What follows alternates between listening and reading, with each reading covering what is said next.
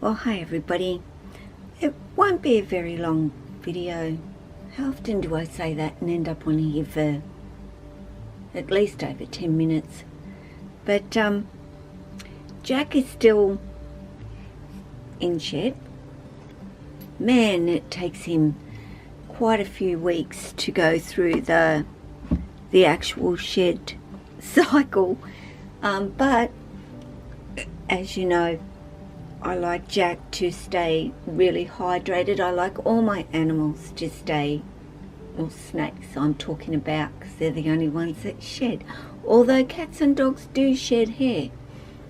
Lose hair? I don't know what you say. But I do like Jack to stay quite hydrated. And you've seen me many times, give him a drink. I'm going to offer him a little one. He's got to be pretty close to having a shed, or shedding, not having a shed, but shedding, as is Lily. She has pretty much been in the same time frame as Jack.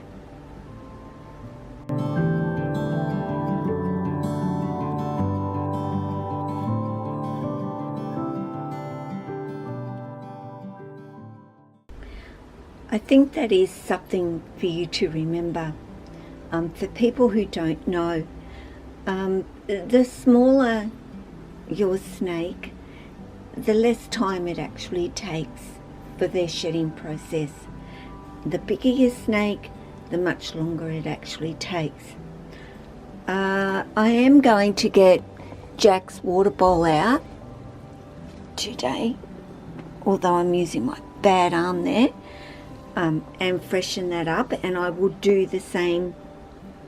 I'll try and get that focused. Boring, we're looking at a black box, are we not?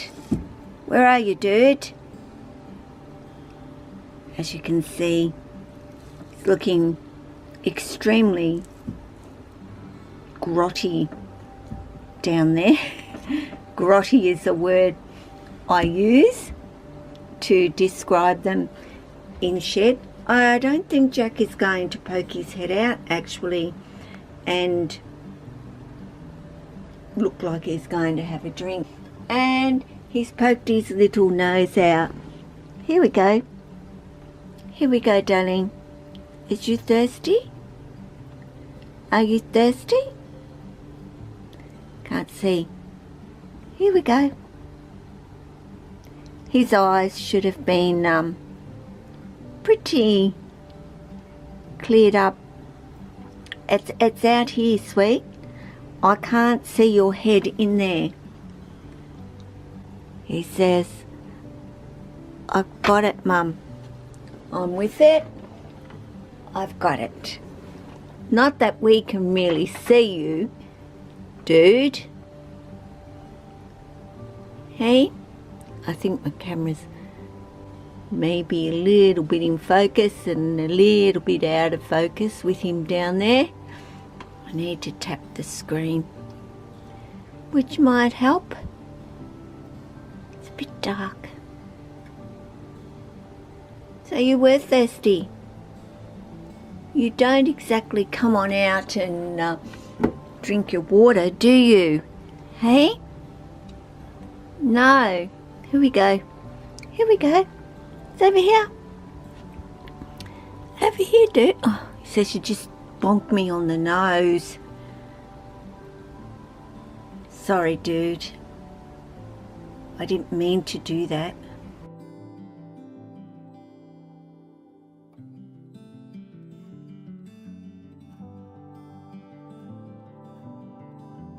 Hi from Jack, because that's who you can see right now. But he's made a little bit of a mess down there, so I thought, well, this is, come on out, bud. He may not be really looking at wanting to come out. He's made no indication he wants to come out, but I would like to actually get him out and do a little bit more of a cleanup.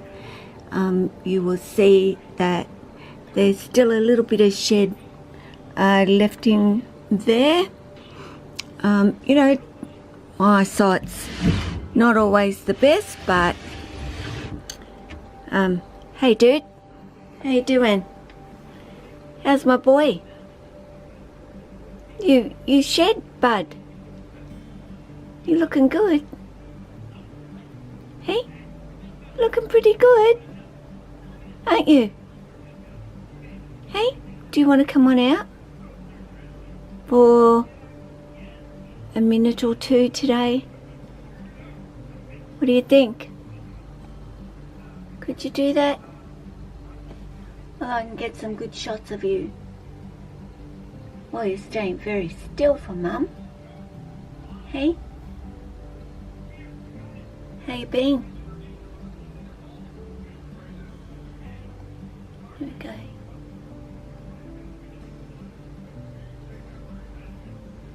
Would you like to come out? No? Well, you will be. Well, I guess you don't have to, because it's not the massive mess where I actually have to clean. But I'd like to give everything a really good kind of go over and a wipe for you, so that it feels nice and clean for you. And I do like to do that after they've had a shed, is give everything a pretty good wipe over and freshen up their enclosures. Even though, you know, all they've done is shed, you know, remember they've had a lot of oils and stuff going on there, and it will be on bits and pieces in their enclosure where what they've used to get that skin off. So finding these little bits that you have left behind, and I swear I've seen more laying around, but we'll get to them, won't we? Would you like to come out, please? Just for a little while. Hey, just for a little while. What do you think? Hey, what do you think? I'd really like you to come on out, but he really loves that shelf more than anything. That's one of his, well, when he's not in shed, this is where Jack will spend a lot of his time. When he's in shed, he tends to go to ground and hides away. It's just Jack and who he is.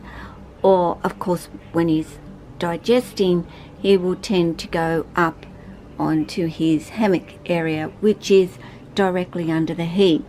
But you know, I want to talk about, you know, having that trust and the importance of having that trust. And I spoke a little bit about it with Lily,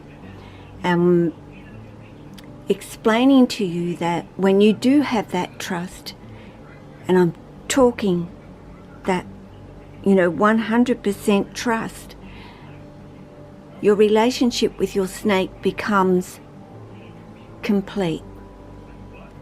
It has done the full circle of spending time with them, getting to know them trusting you and learning to trust you to the extent that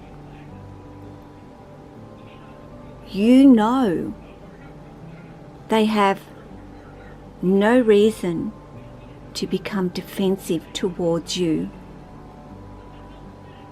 at all. You may see a little bit of, like for me with Jack, signs of food? Is it food? And then I watch him go from that mode to, no, it's not food, it's mum. And his brain switches then. And right now, Jack is like, I don't want to come out, so is she going to get me out or not? Now, yes, I could go in there and just get Jack out, and there would be no problem and no defensiveness, no issues, and I am not concerned about him being defensive towards me by doing that. I don't like to, I guess is the word, be pulling them out all of the time. I do like them to make that choice. There's so many things that go together to have that trust, and that 100% trust. And people say you can't have. Dude, can you come on out? Or did you just, you're just not feeling it? I'd really like you to come on out, dude. He's going, you're just annoying me, Mum. And Jack, when he wants to come out, he will just come on out. If he doesn't want to come out, this is what he'll do. And that's how I know my snakes, and what I've learnt from my snakes. The body language, the head movements, the way they responding to my touch. Jack isn't about right now anything other than, is she going to be getting me out? That's what it's all about right now. Is she going to be getting me out? And I am going to get him out. So, I can't, if I put my camera there, he's likely to knock it over with his tail.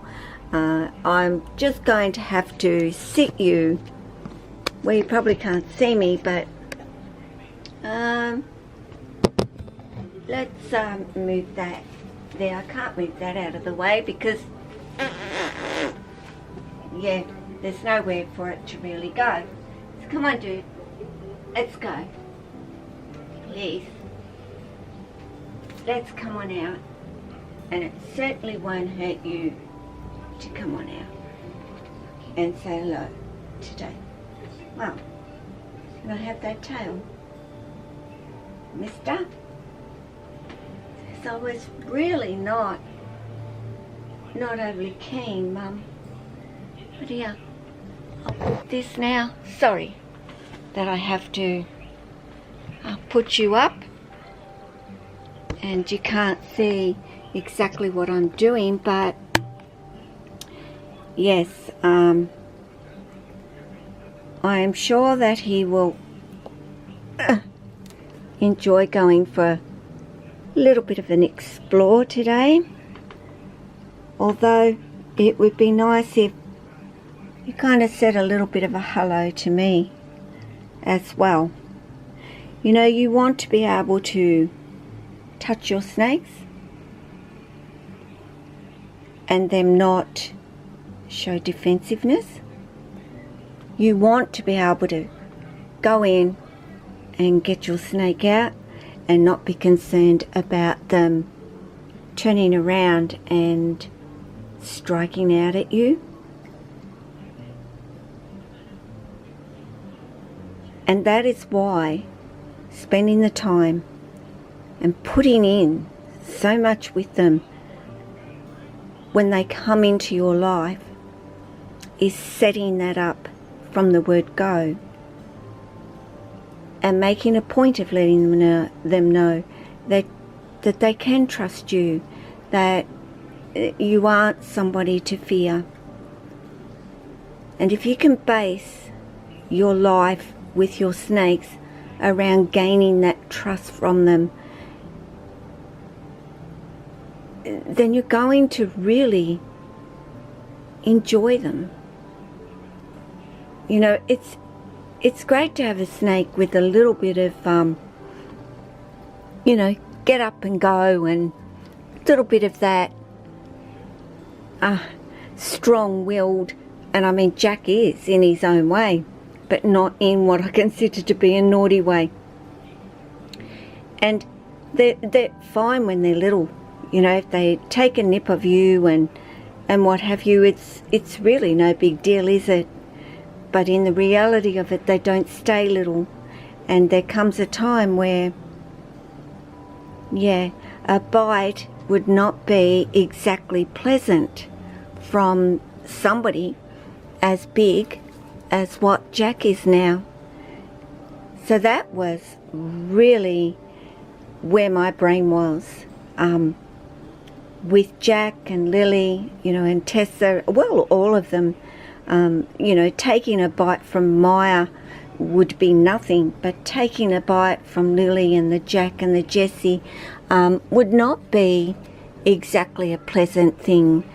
And I don't ever want to ever have my snakes thinking that they would ever have to do that with me, that they feel that they ever have to do that to me, because that tells me that they're stressed in their life with me, and that is a no-go in my house. I don't want my snakes stressed because I've gone in to get them out. I don't want them stressing because I've opened their door. I don't want them stressing because I'm touching them. No, that is not the way to have a snake in your life.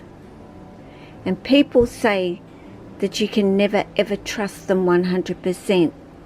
Well, if you know your snake well enough and have spent the time with them and put in with them, you can have 100% trust. But you need to be able to read what it is that they're actually saying to you. Because if you can read them and respect what they're saying to you, the likelihood of ever being bitten is a lot less. But I'll leave it at that and get his enclosure clean, so you take care of yourself, your family, your friends, your snakes, and all your animals. Ciao.